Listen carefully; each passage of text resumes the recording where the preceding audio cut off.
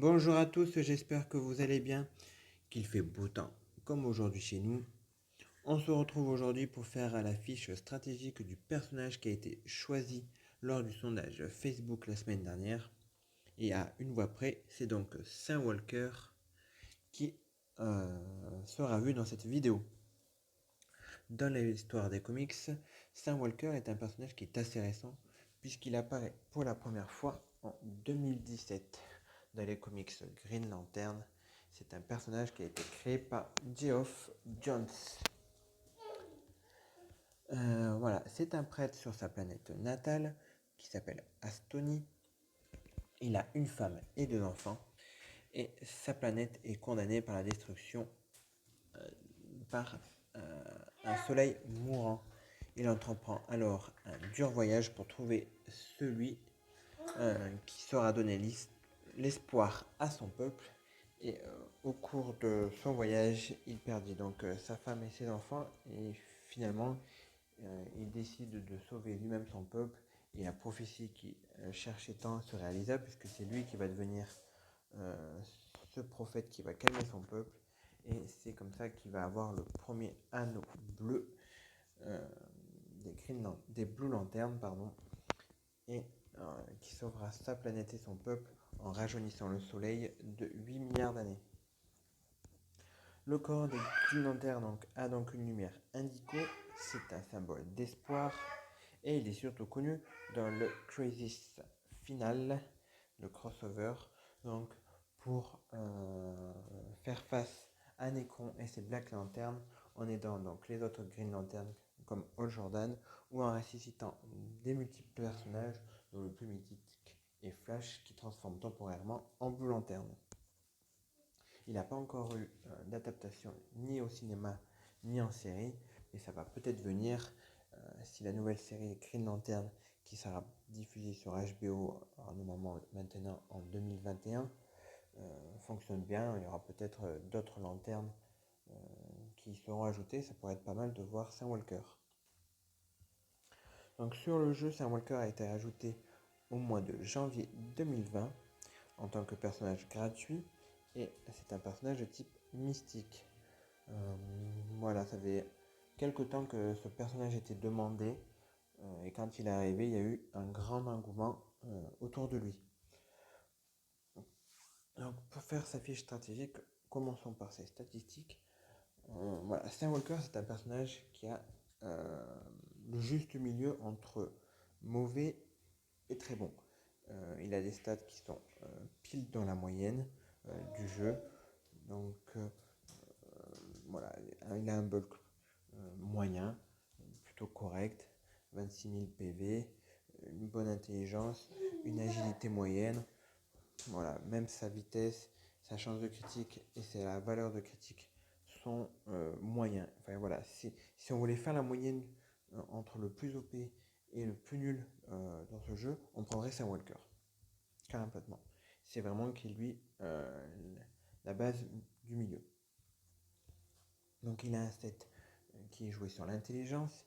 C'est un personnage de soutien offensif et défensif, comme on va pouvoir voir dans ses attaques. Donc son attaque de base qui est un eau bleu qui inflige donc de faibles dégâts spéciaux à un ennemi. Voilà, une attaque faible. Et si la cible bénéficie d'un bouclier, vole un maximum de 50% pour le redistribuer à l'ensemble de ses alliés. Que ça soit tout sur un, que ça soit 10, 15, 15, enfin voilà. Euh, c'est de manière très aléatoire, ça vole le bouclier. Et si l'ennemi n'a pas de bouclier, ça appelle un appel à l'aide. En légendaire, lorsque Saint Walker est le dernier héros vivant dans son équipe, les dégâts infligés sont multipliés par 4. C'est voilà, un bon légendaire si vraiment c'est l'atout de la dernière chance. Si Saint Walker est vraiment le dernier, ça arrive quand même très rarement. Mais s'il est le dernier, il a les dégâts multipliés par 4. Ça peut être valable aussi s'il est seul dans l'équipe. Donc il y a eu beaucoup de... Lorsqu'il a été en raid et en personnage x5, les équipes étaient beaucoup constituées que de lui, parce qu'il avait des dégâts x4, et du coup ça permettait de bien battre les verts.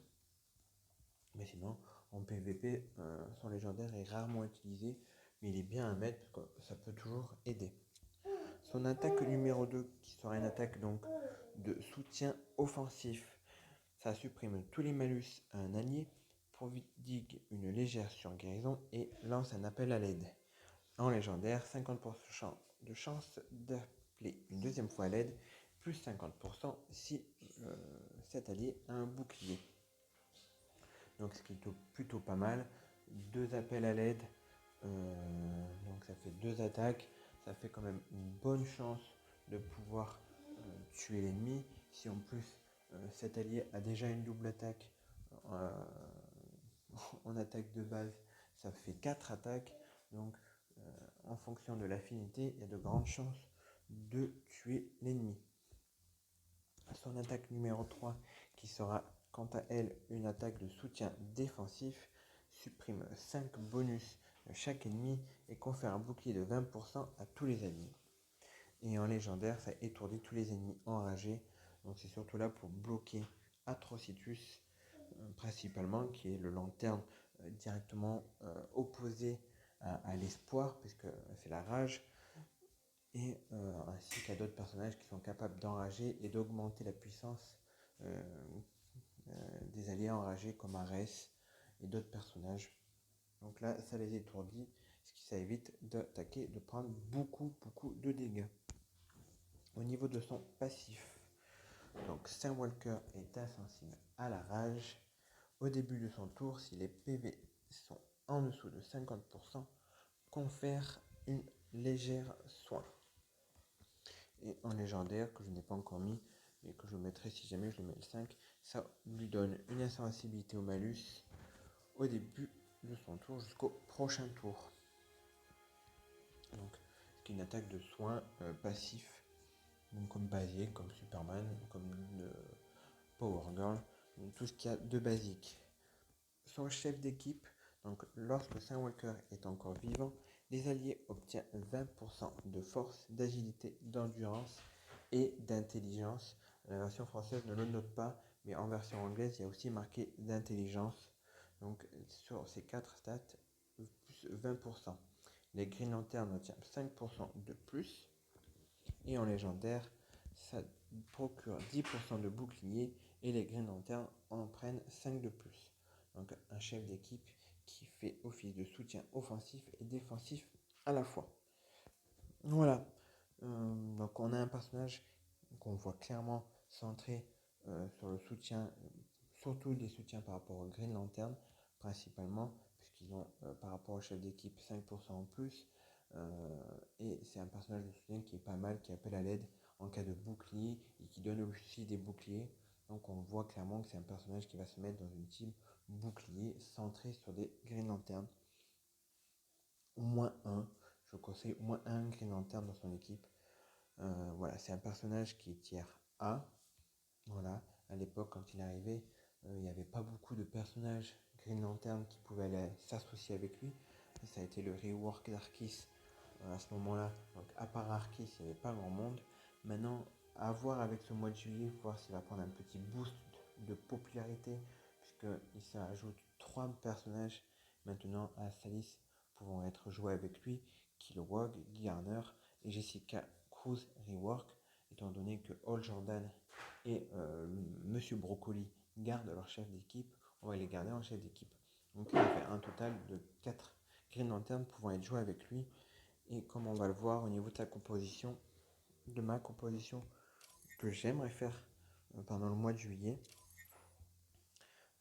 qui est cette composition, voilà, Saint-Walker en chef d'équipe, Kilowog, parce que Kilowog va être un bon personnage de soutien aussi, Arkis en tant que cogneur principal, et puis un autre rouge, là j'ai mis Green Arrow, mais on peut mettre, parce qu'il débuff, on peut très bien mettre un personnage qui joue sur bouclier comme Buster Gold, on peut mettre un autre rouge, on peut mettre Batwoman, on peut mettre Huntress,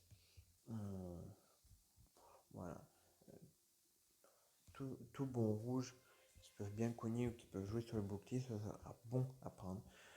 Voilà, je conseille au moins un Green Lantern dans l'équipe, puisqu'il en bénéficie.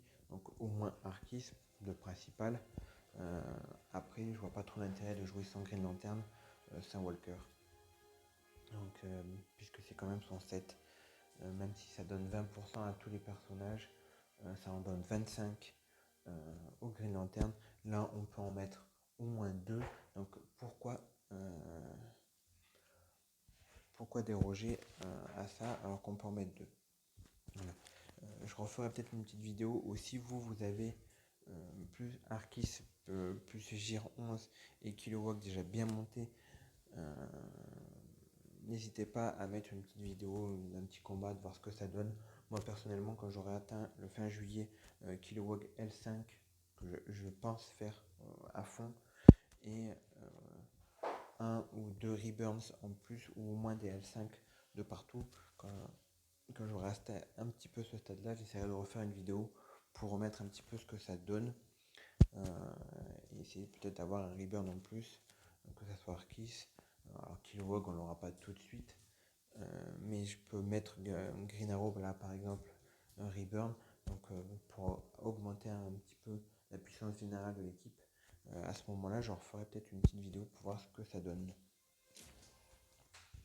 Voilà, on va essayer de voir un petit peu ce que ça donne en moyenne, sachant que là on va être vachement restreint parce que Kilowog est que 3 étoiles et que j'ai pas tout Gir 11. Donc ça va être une équipe un petit peu restreinte.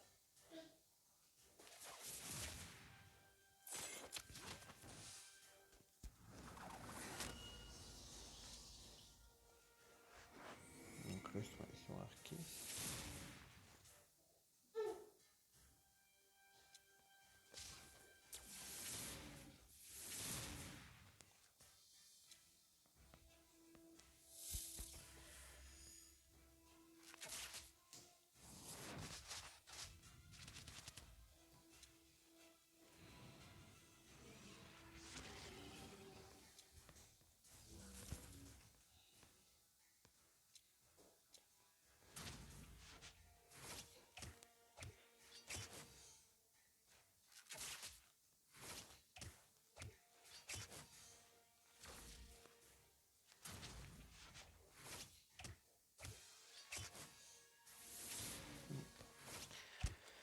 Cassandra Cain qui est très très bien pour esquiver.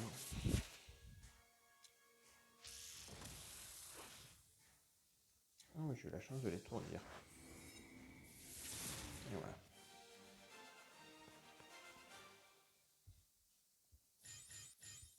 Voilà, je fais que des combats contre des équipes amoindries. Parce que voilà, moi aussi mes persos sont pas non plus énormes en termes de puissance. Donc c'est juste vraiment pour voir comment ça tourne. Là principalement c'est surtout Arquis qui fait bien le travail, même s'il n'est pas Gir 11. Mais voilà, une équipe sympathique à jouer. Arquis, je pense, fait beaucoup plus le taf que tous les autres personnages, mais au moins on a la base pour une équipe Saint Walker. À savoir que Saint Walker n'a vu les reworks possibles actuellement entre Martial Manhunter et Sheta. Il vaut mieux prendre une équipe qui sera capable de tanker, étant donné que il n'y a pas le boost de 20% d'initiative en plus, ce qui risque d'être assez embêtant.